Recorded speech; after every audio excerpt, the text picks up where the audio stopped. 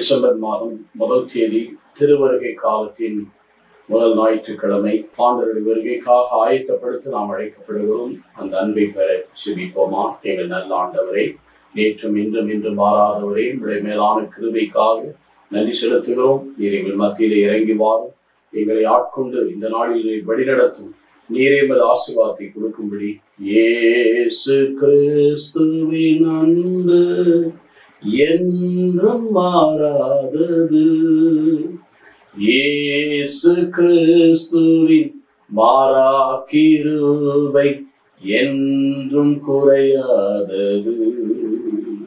உன்னிருதற்காய் இயேசு காயங்கள் பட்டார், உன் அக்கிரமங்களுக்காய் இயேசு நொறுக்கப்பட்டார், உனக்காகவே அடிக்கப்பட்டார், உன்னை உயர்த்த தன்னை தாழ்த்தினார், உன்னை உயர்த்த தன்னை தாழ்த்தினார். இயேசு கிறிஸ்துவின் அன்பு என்று மாறாதது.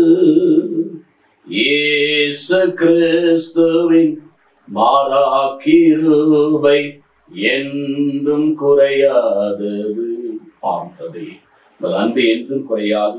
உங்களுடைய வருகைக்காக ஆயத்தப்படுத்துகிற நாங்கள் உங்களுடைய மேலான கிருபையிலே நாங்கள் வழிநடத்தப்பட இந்த இறை வார்த்தைக்கு செய்யெடுக்க லூக்கா 21வது அதிகாரம் 35 48 உள்ள இறை வசனங்கள். மேலும் கதிரவனிலும் நிலாவிலும் விண்மீன்களிலும் அடையாளங்கள் தென்படும். மண்ணுலகில் மக்கள் இனங்கள் கடல் கொந்தளிப்பினாலும் முழக்கத்தினால் கலங்கி என்ன செய்வது என்று தெரியாது குழப்பமடைவார்கள். உலகிற்கு என்ன நேருமோ என எண்ணி மனிதர் அச்சத்தினால் மயக்கம் பெறுவர். ஏனெனில் வான்வெளி கோள்கள் அதிரும். அப்போது மிகுந்த வல்லமையோடு மாட்சிமையோடு மானுட மேகல் மீது வருவதை அவர்கள் காண்பார்கள். இவை நிகழத் தொடங்கும் போது நீங்கள் தலை நிமிர்ந்து நில்லுங்கள், ஏனெனில் உங்கள் மீட்பு நெருங்கி வந்துவிட்டது. இயேசு அவர்களுக்கு மேலும் உண்மையை சொன்னார். அத்தி மரத்தையும் வேறு எந்த மரத்தையும் பாருங்கள், அவை தழைவிடும் போது அதை பார்க்கும் நீங்களே கோடைகாலம் நெருங்கி வந்து விட்டது என அறிந்து கொள்ளுகிறீர்கள். அவ்வாறே அவை நிகழ்வதை காணும்போது இறையாட்சி நெருங்கி வந்துவிட்டது என்பதை அறிந்து கொள்ளுங்கள். அனைத்தும் நிகழும் வரை இத்தலைமுறை ஒழிந்து போகாது என உங்களுக்கு உறுதியாக சொல்லுகிறேன். மின்னும் மண்ணும் ஒழிந்து போகும், ஆனால் என் வார்த்தையோ ஒழியவே மாட்டா. மேலும் இயேசு உங்கள் உள்ளங்கள் குடிவெறி களியாட்டம் இவ்வுலக வாழ்க்கைக்குரிய கவலையினால் மந்தமடையாதவரே, அந்த நாள் திடீரென்று வந்து உங்களை கண்ணியை போல் சிக்க வைக்காதவாறும் எச்சரிக்கையாயிருங்கள்.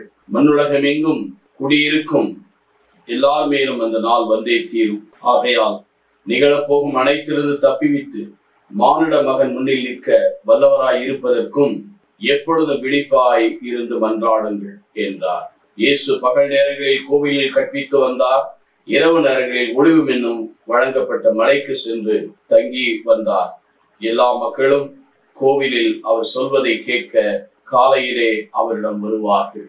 கிறிஸ்துவில் பிரியமான சகோதர சகோதரிகளே, திருவருகை காலத்துடைய மிக முக்கியமான முதல் வாரத்தை ஆரம்பிக்கிற இந்த வேளையில் ஆண்டவருடைய வருகை சமீபமாய் இருக்கிறது என்பதை சுட்டிக்காட்ட லூக்கா 21:28 இவை நிகழ தொடங்கும் போது நீங்கள் தலை நிமிர்ந்து நீங்கள், ஏனெனில் உங்கள் மீட்பு நெருங்கி வருகின்றது.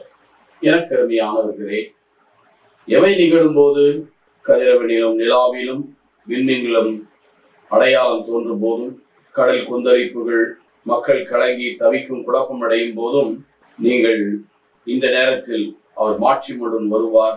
இவைகளெல்லாம் பார்க்கும்போது தலை நிமிர்ந்து நின்று பயத்தினால் தலை குடிந்துவார். என்றால் நாம் ஆண்டவரோடு இருக்கும் போது நாம் தலை நிமிர்ந்து நம்பிக்கையோடு எதிர்பார்ப்போடு இருக்கிறதை காட்டுகிறார். மீட்பு நெருங்கி வந்துவிட்டது. ஆண்டவர் அருகாமையில் இருக்கிறார். ஏற்கனவே வந்துவிட்டார். அது அவர் பகைவனை கால்மனை ஆக்குவரை 1 கொரிந்தியர் 15:25 சொல்லப்பட்டிருக்கிறது.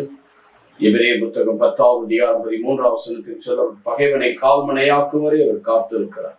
ஆகவே நாம் நிமிர்ந்து நில்லுங்கள் என்றால் பயப்படாமல் நம்பிக்கையோடு மீட்பு நெருங்கி வந்துவிட்டது, ஆண்டவர் நம்மை அழைக்க வந்திருக்கிறார் என்பதை சுட்டி காட்டுகிறார்.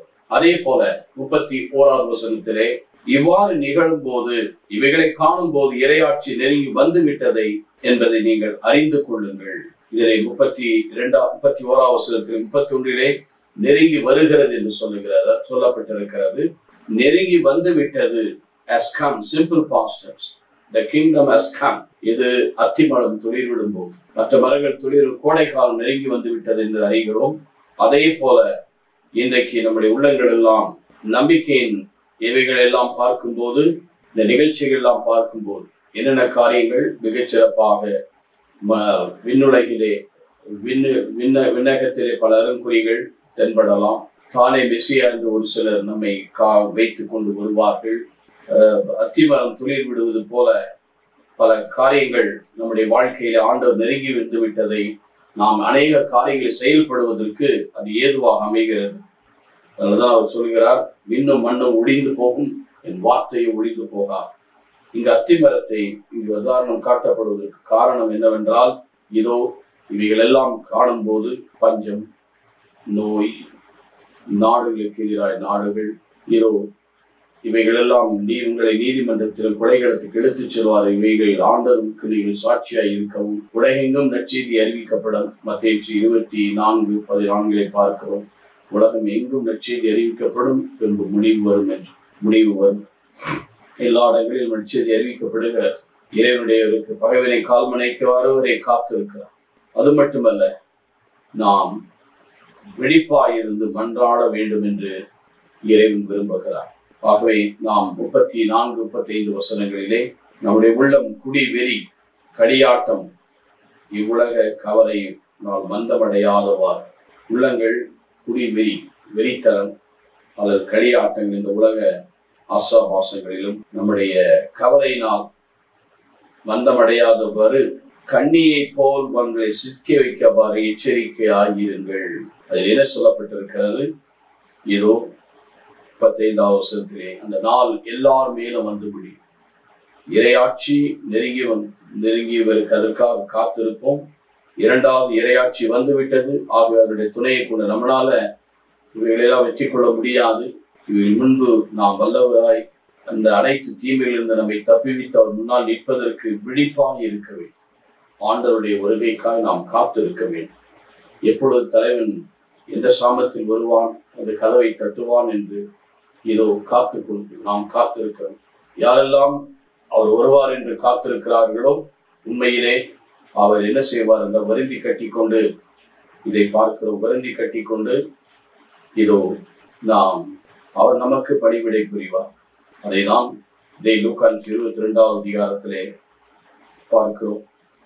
யார் பெரியவன் என்ற உண்மையிலே பந்தியில் அமர்வரா, பந்தியில் பணிவிடை புரிகிறதா, பந்தியில் பணிவிடை புரிகிறவராக இருக்கிறேன் என்று சொல்லிவிட்டு, ஆட்சி வரும்போது பந்தியில் அமர்ந்து உண்டு குடிப்பீர்கள், பன்னீர் குலத்தவருக்கும் நீங்கள் தீர்ப்பு வழங்க அரியணையில் அமர்வீர்கள் என்று 22வது அதிகாரம் 30வது வசனத்திலே குறிப்பிடப்பட்டிருக்கிறது.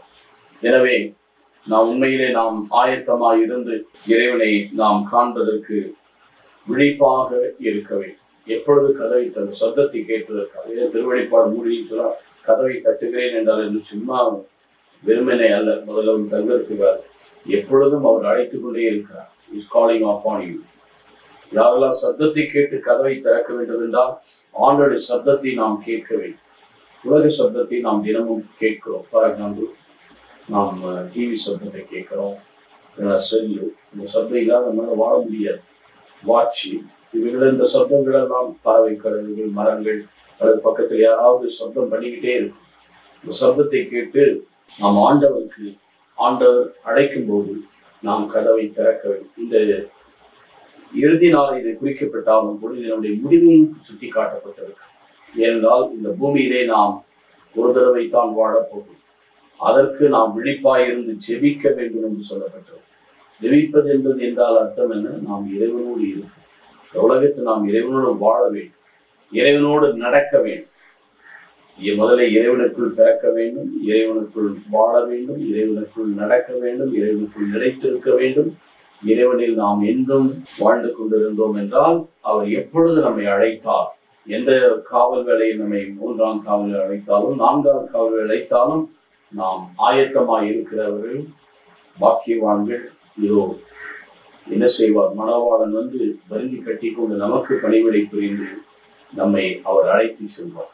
ஆகவே நாம் எப்பொழுதும் ஆண்டவருக்குள் நம்முடைய வாழ்க்கை அமைத்துக்கொண்டு இதுவரை எப்படியோ உலக பிரகாரமாய், உலக காரியமாய், உலக நிலைகளாக இல்லாமல் இருந்தாலும் இந்த திருவருகை காலத்திலே அவருடைய பிறப்புக்காக ஆயத்தப்படுத்துவதாக இருந்தாலும் அவர் ஏற்கனவே வந்துவிட்டார். மீண்டும் அவர் பிறக்கப் போவதில்லை. மீண்டும் வருவதுதான் அவருடைய பிறப்பு. மீண்டும் நம்மை சந்திப்பதுதான் பிறப்பு. மீண்டும் நம்மை அழைப்பதுதான் பிறப்பு. நம்முடைய முடிவுதான் பிறப்பு. நாமும் அதை காயத்தப்படுத்த ஒப்புக் கொடுப்போமா? எங்கள் நல்ல ஆண்டவரை, நேற்றும் இன்றும் என்று மாறாதவரை, உடைய மேலான கிருபைக்காய் நன்றி செலுத்துகிறோம். தொடர்ந்து எங்களை ஆசீர்வதியும் பரிசுத்தமாக்கும். இயேசு கிறிஸ்துடைய நாமம் பிதா சுதன் பரிசுத்த ஆவியானவரே ஆசீர்வதிப்பாராக. ஆமென்.